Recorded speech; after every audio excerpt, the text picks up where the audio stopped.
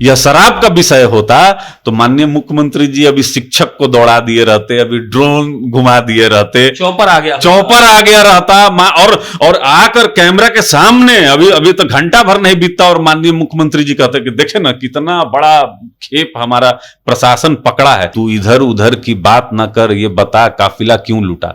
अब आपसे पूछा जा रहा है कि प्रश्न पत्र लीक किए हैं, तो आप कह रहे हैं कि अपने बाप दादा से पूछो कि पहले क्या होता था। जांच की आंच प्रभावशाली लोग तक पहुंचेगी प्रशांत जी, संभव ही नहीं है। इससे पहले भी कितना प्रश्न पत्र लीक हुआ है। माननीय मुख्यमंत्री जी को यह एहसास है कि इनकी लोकप्रियता बहुत तेजी से गिरी है। अगर आज यह चुनाव हो जाए तो मैं दावे के साथ कहता हूं कि माननीय मुख्यमंत्री जी का पार्टी का खाता भी बिहार में नहीं खुलेगा। चिराग जी के सामने चैलेंज करते हैं कि बहस करा ले जदयू, अगर इनमें ताकत है तो बहस करके हम लोग से देख लें, है ताकत, ललकारते हैं। जदयू में कोई है प्रवक्ता जो सामने बहस कर लेगा? तो आपको मानता ही नहीं। छोटा सा कर्मचारी इस घटना को अंजाम नहीं दे सकता है, इसमें बहुत बड़े बड़े लोग शामिल हैं। उस दिन रात में अधिकांश छात्रों के घर में खाना नहीं बना होगा और परेशानी सरकार समझने को तैयार नहीं है, माननीय मुख्यमंत्री जी सुनने को तैयार नहीं है, कभी संवाद नहीं करते हैं उन छात्रों के साथ कि बेहतर बिहार किस तरीके से हम लोग बनाएं। सीआईडी के जो एसपी प्रदुमन बने हुए हैं ऐसे करके, तो हाँ, इससे कुछ होने वाला नहीं है। तो बिहार में आप कहीं भी पत्थर चलाइएगा तो किसी ना किसी बेरोजगार को जाके ही लगेगा। तो बेरोजगारी का आलम यह है कि यहां पर क्राइम बढ़ गया है, बैंक डकैती बढ़ गई है कि शुतुरमुर्ग जब तूफान आता है तो बालू में मुड़ी गाड़ लेता है कि कुछ हो ही नहीं रहा है। अब ऐसा थोड़े है। बिहार की राजनीति और बिहार में हो रहे राजनीतिक घटनाक्रम इस बात के सबूत हैं कि जब तक चुनाव नहीं आता है, चुनाव के एक साल पहले तक यहां कुछ भी हो सकता है। कभी पेपर लीक हो जाएगा, कभी कोई बयान दे देगा, कभी कोई किसी बात में उलझ जाएगा और इन सब के बाद प्रवक्ताओं के पास बैठकर यह सवाल पूछना कि बिहार में क्या हो रहा है। पहला सवाल चंदन जी, चिराग जी के आप बहुत बड़े सिपाही हैं, चिराग जी सिर्फ लिखे हैं फेसबुक पर कि बीपीएससी का पेपर लीक हो गया, कुछ किए काहे नहीं? देखिए प्रशांत जी, बिहार में लगातार ऐसी घटना हो रही है। अगर आपको ध्यान होगा तो इससे पहले भी कई घटना ऐसी हो चुकी है और लगातार हमारे नेता आदरणीय चिराग पासवान जी माननीय मुख्यमंत्री को भी पत्र लिखने का काम करते हैं और जो विभागीय स्तर पे भी होता है वहां पत्र लिखने का काम करते हैं। लोकतंत्र में आपको पता है कि पत्र का एक अपना महत्व होता है, अगर आप उसको महत्व दें तो लगातार हमारे नेता प्रयास करते हैं कि बिहार में सही समय पे एग्जाम हो और बिहार से बेरोजगारी हटे। लेकिन वर्तमान सरकार कहाँ सुनती है? 19 लाख रोजगार के नाम पे तो सरकार आई थी, लेकिन जो आज हालात हैं कि बीपीएससी की परीक्षा के जो प्रश्न पत्र थे वो लीक करने, साल में पहली बार, हाँ पहली बार यह घटना होती है। देखिए, कोई भी साधारण व्यक्ति या छोटा सा कर्मचारी इस घटना को अंजाम नहीं दे सकता है। इसमें बहुत बड़े बड़े लोग शामिल हैं और हमको तो बड़ा आश्चर्य लगता है। माननीय मुख्यमंत्री जी पे गार्जियन हैं, हम सभी के मुख्यमंत्री हैं। करीब हमको लगता है 11:15 में, 11:30 में या 12:15 में ये स्पष्ट हो गया था कि प्रश्न पत्र 12:15 पर 12 बजे परीक्षा शुरू हुई, 12:15 में प्रश्न पत्र आ गया और रात के 8 बजे मुख्यमंत्री जी अपने कार्यालय से निकलकर ये बोले कि हाँ हमको पता चला है, दिखवा लेंगे। ये उनका एग्जैक्ट बात, दिखवा लेंगे। अब देखिए, जहां 6 लाख छात्र इस परीक्षा को दे रहे हों, हमको लगता है कि उस दिन रात में अधिकांश छात्रों के घर में खाना नहीं बना होगा। तो बहुत गंभीर विषय है और इसको इतना हल्का में माननीय मुख्यमंत्री जी ने लिया और किसी को छोड़ेंगे नहीं। इस जांच को साइबर सेल को यहाँ बिहार पुलिस को दिया गया।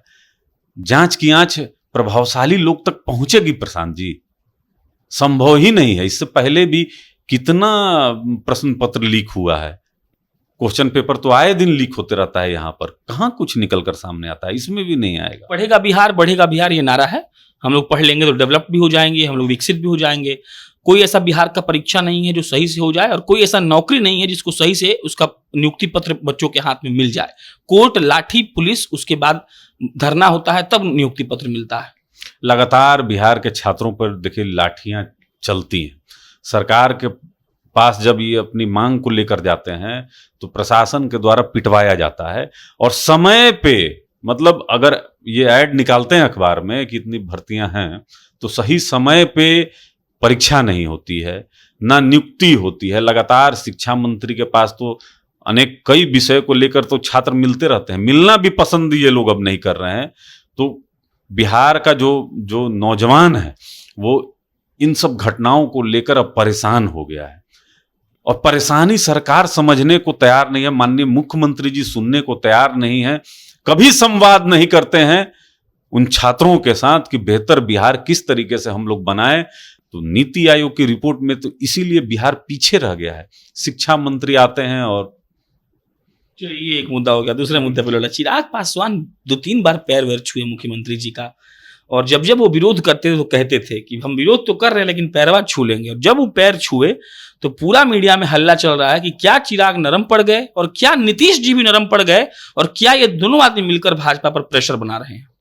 नहीं, देखिए, माननीय मुख्यमंत्री जी तो उनको बराबर यह एहसास है कि हमारे नेता आदरणीय चिराग पासवान जी जो प्रश्न उठाते हैं वो वास्तव में सही है, लेकिन मजबूर है माननीय मुख्यमंत्री जी, कुछ कर नहीं पाते हैं अधिकारियों के हाथों अपने। देखिए, बिहार सरकार की गलत शराब नीति के वजह से तो पूरे बिहार में जहरीली शराब से लोग मरे। आज भी अगर यह शराब का विषय होता तो माननीय मुख्यमंत्री जी अभी शिक्षक को दौड़ा दिए रहते, अभी ड्रोन घुमा दिए रहते, चौपर आ गया रहता, और आकर कैमरा के सामने अभी तक घंटा भर नहीं बीतता और माननीय मुख्यमंत्री जी कहते कि देखे ना कितना बड़ा खेप हमारा प्रशासन पकड़ा है। अरे माननीय मुख्यमंत्री जी बिहार के गृह मंत्री भी हैं और इन्हीं के अधीन इनके खुफिया विभाग भी हैं। इसलिए मैं कहता हूं कि जब माननीय मुख्यमंत्री जी पर हमला हो सकता है और बिहार के खुफिया विभाग को पता नहीं चलता है, तो क्या आश्चर्य का विषय है जब बीपीएससी का प्रश्न पत्र लीक हो गया, वायरल हो गया और इनके खुफिया विभाग सब सो रहा है। इस तरह का सवाल है कि मुख्य जो विपक्षी पार्टी है तेजस्वी जी की पार्टी, वो लोग अभी भी मतलब बीपीएससी पे एक बयान आ गया उनका, फेसबुक पर उन्होंने लिख दिया, और उसके बाद बयान भड़का आ रहा है तो बोल रहे हैं कि हम जातिगत जनगणना के लिए पैदल दिल्ली जाएंगे। इसके लिए पैदल दिल्ली नहीं जा रहे हैं बीपीएससी के लिए, इसके लिए वो दिल्ली नहीं जा रहे हैं कि 19 लाख रोजगार नहीं मिला, जातिगत जनगणना के लिए उनको पैदल जाना है। देखिए, हम लोग इस पर राजनीति नहीं चाहते हैं, हमको कोई जरूरत नहीं है कि आप छात्रों को मुआवजा दें, बस सही समय पे परीक्षा लें, ईमानदारी से लें, बिना पेपर वायरल किए हुए लें और सही समय पर लें। देखिए, समय बहुत महत्वपूर्ण होता है प्रशांत जी। बहुत सारे छात्र ऐसे होंगे जिनका यह जो परीक्षा होगा अंतिम अटेम्प्ट होगा, तो अब तो एग्जाम सरकार लेगी, लेकिन अब कितने समय में लेगी। यहाँ आप लोग भ्रष्टाचार अकूत फैला हुआ है। देखिए, अब तो बोलते बोलते हम लोग का गला भी जो है ना फंस गया है इस सरकार को। स्वयं माननीय मुख्यमंत्री जी को यह एहसास है कि इनकी लोकप्रियता बहुत तेजी से गिरी है।